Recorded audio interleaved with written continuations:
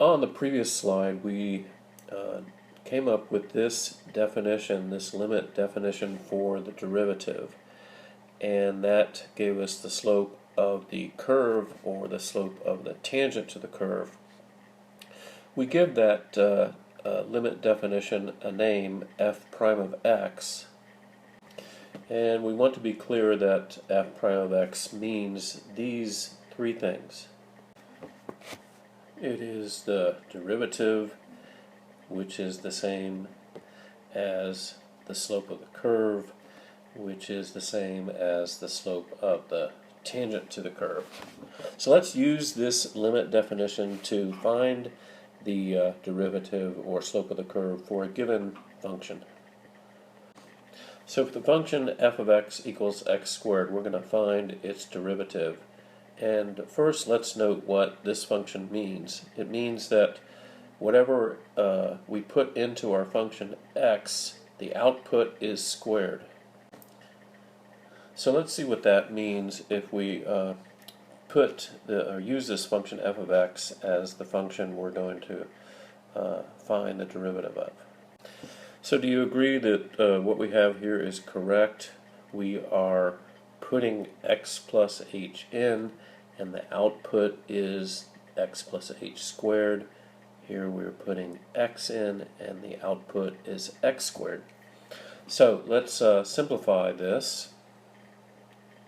Okay, note that I fixed this expression right here. I forgot to put the limit as h goes to 0 out in front of it. So we're squaring x plus h by the FOIL method, first, outer, inner, and last. And then we are subtracting the x squared, and we note that that x squared cancels out with this x squared. So what do we have in the numerator? So we combine terms in the numerator and then factor out the h, and so this is how we're going to write the numerator on the next line. So we notice that we have an h in the denominator, and in fact we have also an h in the numerator, which is good because in having a 0 over 0 limit, we are now able to remove that 0 in the denominator. We should also make note of the fact that in the previous steps, in the previous expressions before we simplified, we did have a 0 over 0 limit that we couldn't resolve. This is a 0 over 0 limit, and this expression here is a 0 over 0 limit. So let's go to the next slide and see where we are with this limit. So we have this 0 over 0 limit. We're able to remove the 0 over 0 part of it. At that point, we are able to plug in h equals 0, and we get that the limit is 2x.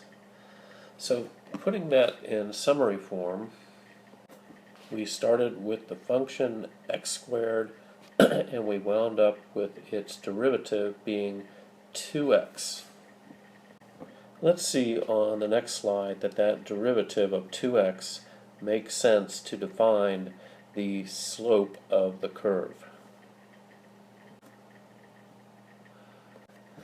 So we've drawn the function f of x equals x squared, and at these 4 points, 1, 1, 2, 4, minus 1, minus 1, and minus 2, 4, we want to find the slope of the tangent line. So let's draw those tangent lines, and let's use the derivative to calculate the slope of those 4 tangent lines.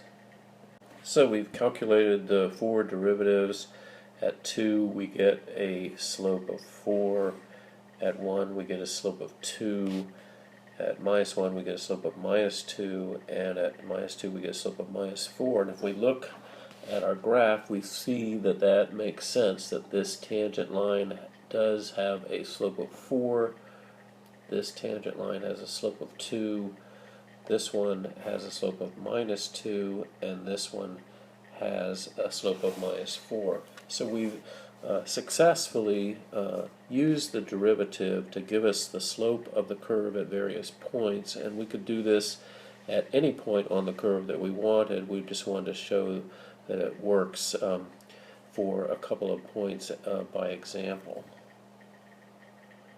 So summarizing, what we've shown is that the derivative f prime of x gives the slope of the curve at any value x we want, and we just saw this in our example where the derivative was 2x, and we showed that in calculating the derivative at these 4 x values, those values for the derivative did correspond to the slope of the curve at those 4 points.